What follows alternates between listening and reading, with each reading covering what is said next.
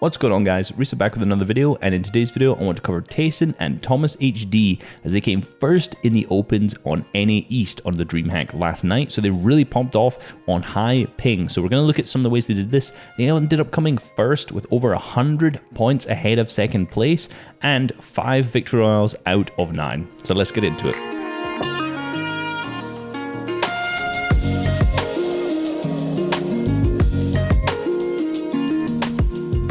So in game 1, they decided to land at Stark Industries, where these guys are most comfortable at. We know ThomasHD and Tayson both landed there during the Trio FNCS finals, so these guys are very comfortable with the spot, and everyone knows it's the big W key spot. They weren't actually contested at all on the 50-50 chest up top, which allowed them to get the loot very quickly, drop down, and pick up some easy eliminations to start things off.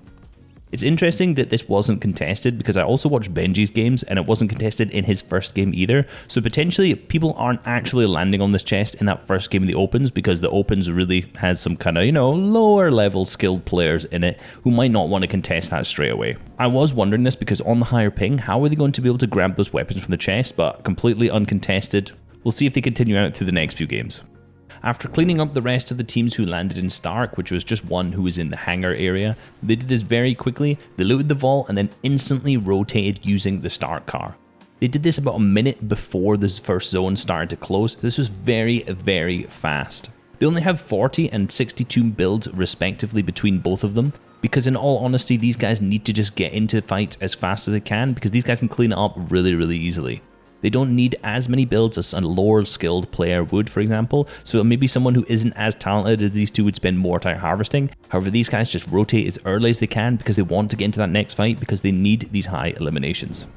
So one of the first things you'll notice about most of the fights that they get into here is that they start off with a huge assault rifle beam, either getting a large pinch or just both of these guys taking individual angles and spraying at opponents, ensuring that they get that damage off early.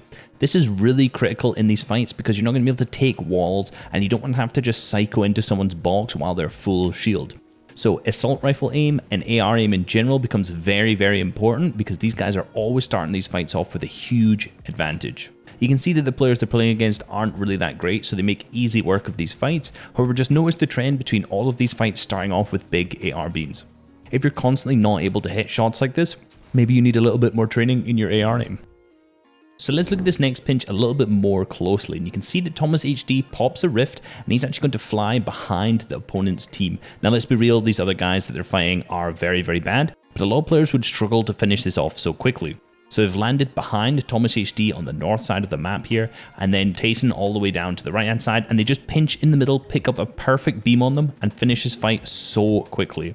A lot of people would struggle with these players, even though they are quite clearly not very good at all, but look how quick this fight ended. Throughout all of the games, this is something that these guys do very consistently, and this is really key when you're on that high ping. I kind of alluded to it earlier in that first example, but just being able to pick up large assault rifle beams and create big pinches is one of the easiest ways to pick up high eliminations on high ping. One of the things you'll notice in this next fight is that a lot of the time Tayson here does not actually try to replace any builds at all. He just sprays through and hopes that he's going to actually hit the opponent on the other side. This is because there's almost no point in trying to wall replace or place cones inside the box, maybe do a Mongol Classic, because he's just not going to get the build pieces on this higher ping. So he's consistently making sure that he's keeping his distance and hitting these walls and these other build pieces of the opponents over and over to just consistently get tags. And this goes back to what I just said before about pinching. When both the players do this, they're going to get good damage off on their opponents. Then, once they've got this big damage off, Tayson just makes the necessary play that you sometimes have to make on the high ping, crash pads into the box, hits a beautiful 200, and then also picks up the other teammate as well. Obviously, you can't always take walls and finish fights the easiest on that higher ping, so sometimes you are going to have to make those psycho plays, but trying to reduce them as much as possible is what's really going to narrow you down and enable you to actually get as high eliminations as possible in the safest manner. In contradictory to this not building idea, when opponents are facing the other way, ThomasHD actually places a wall and a ramp at the same time. I've covered this in a few videos, but this allows you to place the ramp inside the box and take the wall at the exact same time. Now this is extremely efficient because the player is not paying attention. If the player was looking at ThomasHD while he was taking the wall, this wouldn't work on this ping at all. But because ThomasHD notices that the player is facing the other direction, he can easily grab 2 of these build pieces at once.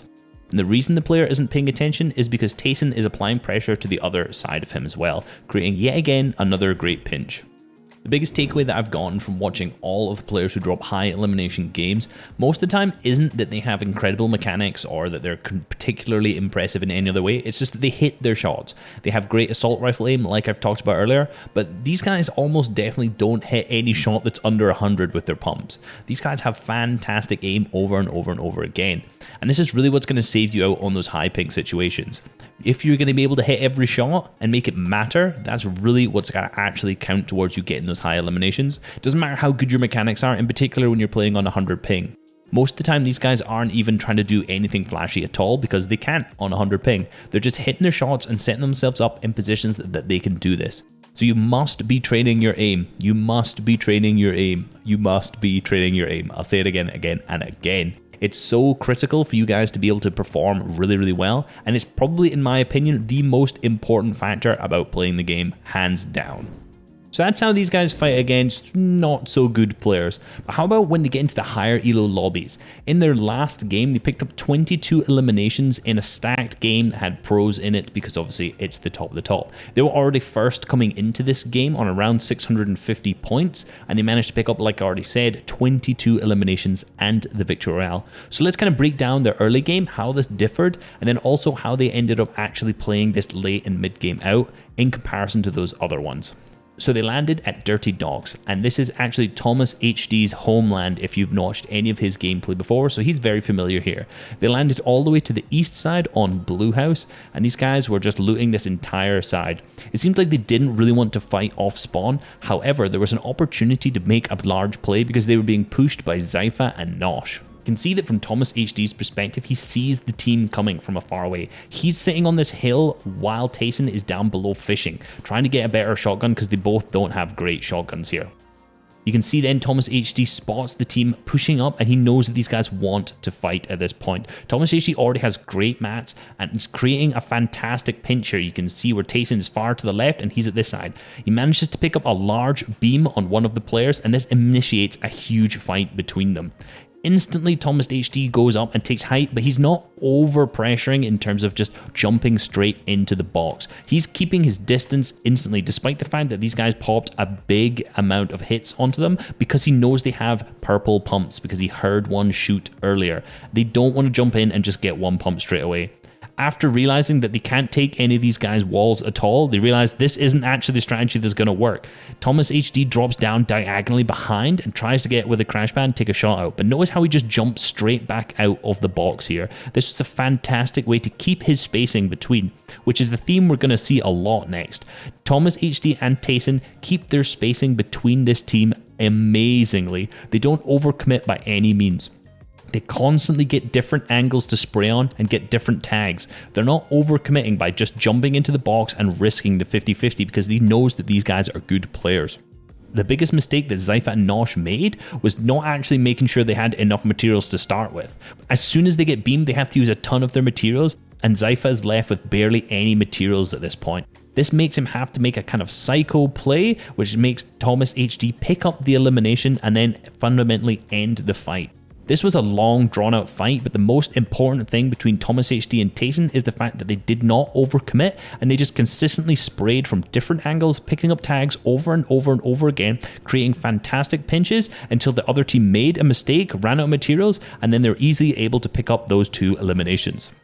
So let's look at the endgame of this last match and how they pick up so many eliminations. It's basically just what we said earlier. AR, AR, AR. These guys have the best AR aim in the world. I'll say it straight up. If the clips in the background don't prove that to you, I don't know what will. These guys are ridiculous. They managed to take height in the first moving using a shockwave bouncer. Very effectively grabbed height and just maintained it all the way through there. No one stood a chance. Anyone who was below was consistently getting beamed over and over and over again by these guys on height. And this is why I like the Scar over the Stark rifle, in all honesty. In endgame, you're just able to pick up so many more eliminations with that Scar, consistently spraying, breaking through builds, and hitting those high damage shots. The Stark rifle is great for hitting big damage shots, but it's just not as good for picking up a high number of eliminations. So in opens, if you have a chance of an equal rarity, I would always take a Scar, just because you're going to be able to pick up more eliminations like this. In a Storm Surge game, it might be worth actually taking the Stark rifle. This is obviously if you have the choice between the two, because each shot is going to give you much more Storm Surge damage per shot, so it may be worth it in the long run there. There honestly isn't too much to break down in terms of their end game. After they grabbed high, it was quite literally just spraying, hitting shot after shot after shot. I know if the majority of duos were on high ground here, they wouldn't even nearly be able to pick up as many eliminations as these guys did, just because they aren't hitting that many shots. At the end, Tayson drops down to pick up as many eliminations as possible and managed to pick up 3 beautiful elims and the Victory Royale, and most importantly, first overall in the Opens. I'm excited to see how these guys play when it comes to the semis and the finals, which are going on today. You know I'm going to be watching the semis, not the finals, because it's going to be late. I'll be interested to see how these guys play and if they manage to actually kind of replicate this great performance moving on there. But hope you guys enjoyed this video and learned a lot. I've been Reisshub. Please like the video if you haven't liked the video already. Please subscribe if you aren't already. Have a good day. Peace.